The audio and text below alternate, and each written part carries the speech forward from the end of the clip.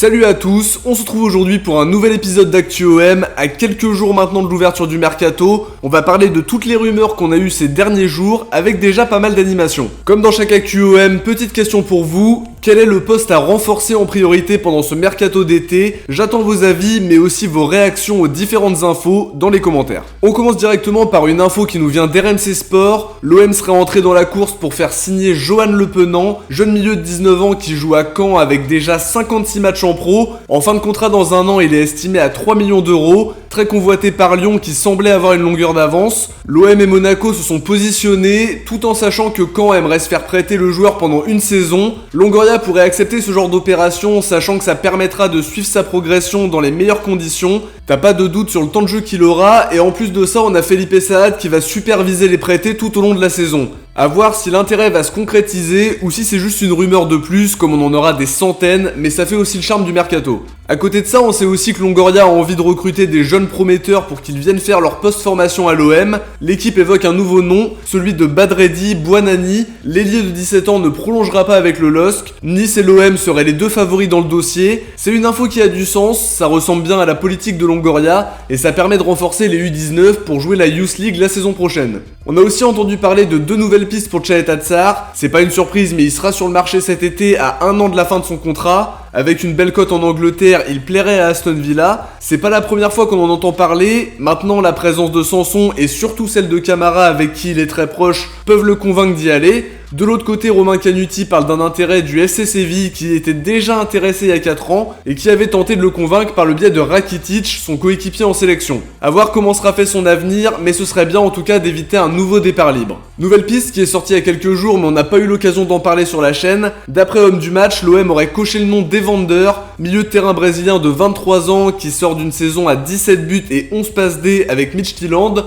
Estimé à 7 millions d'euros, il pourrait partir pour une somme proche de 10 millions d'euros. Des nouvelles maintenant du dossier Isaac Touré et elles sont pas forcément positives. D'après Mohamed Toubachter, Mönchengladbach est entré dans le dossier et toujours selon lui, il aurait une préférence pour la Bundesliga. De l'autre côté, l'équipe explique qu'il a été invité à visiter les installations de Manchester City. L'idée c'est de le faire signer et de le prêter à 3 pour qu'il se développe au niveau supérieur. À côté de ça, RMC évoque une offre de 5,5 millions de l'Eintracht Francfort et Foot Mercato parle de Newcastle qui serait prêt à mettre jusqu'à 9 millions, à voir combien Longoria sera prêt à investir dans le jeu des enchères. Pour Milik, la tendance c'est qu'il reste à l'OM, mais il y a un petit doute qui subsiste. Il a récemment échangé avec Longoria d'après RMC Sport, en confirmant qu'il voulait rester et qu'il avait eu un gros coup de cœur pour le club, la ville et les supporters. Pour autant, toutes les options sont étudiées. Il doit aussi rencontrer Sampaoli avec qui la saison a été un peu tendue, notamment des désaccords sur son temps de jeu alors que le coach argentin est déçu de son rendement dans des matchs coup près comme Feyenoord et Lyon. Après cette discussion, ça permettrait de clarifier la situation de Milik parce que j'ai l'impression que c'est constamment flou depuis qu'il est arrivé. On sait jamais à quoi s'attendre sur le mercato avec ce dossier-là. Concernant Saliba, on a appris récemment par l'équipe qu'Arsenal voulait le prolonger et qu'il aurait prochainement une offre. Longoria a pu s'exprimer récemment sur RMC. Il y a eu beaucoup de réflexions en interne pour étudier la faisabilité de l'opération. Il a expliqué qu'il fallait discuter avec Arsenal, un club ami comme il l'appelle parce qu'il y a eu le prêt de Saliba, celui de Guendouzi en prêt avec option d'achat, Kolasinac qui a pu être libéré pour s'engager à l'OM,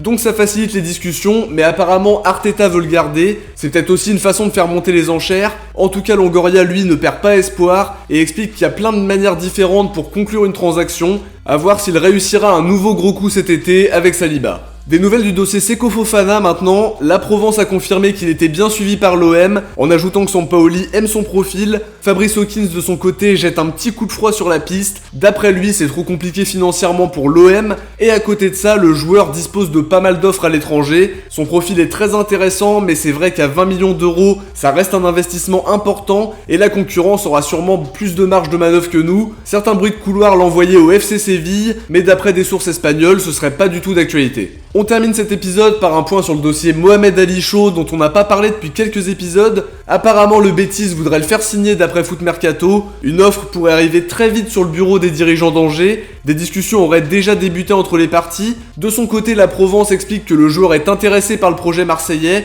notamment par rapport à la possibilité de jouer la LDC. Avant ça, il attend les décisions de la DNCG et celles du TAS par rapport à l'interdiction de recrutement. Pas d'accord contractuel pour le moment avec le joueur, mais une fois ces échéances passées, le dossier pourrait s'accélérer. De notre côté, on arrive à la fin de cet épisode, j'espère que ça vous a plu. Si c'est le cas, n'hésitez pas à liker et à vous abonner pour ne rien louper de l'actu de l'OM. On se retrouve très vite pour d'autres vidéos et dès demain 10h pour le Mercato Parfait 2022-2023. Ciao, portez-vous bien et surtout allez l'OM.